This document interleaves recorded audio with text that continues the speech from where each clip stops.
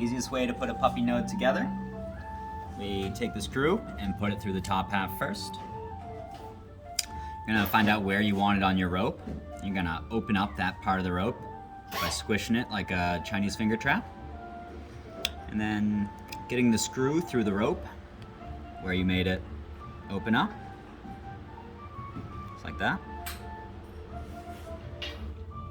And I put the second half on.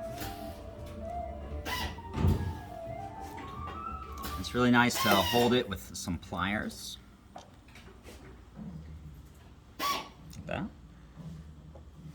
Makes it a lot easier to screw in. It's magnetic.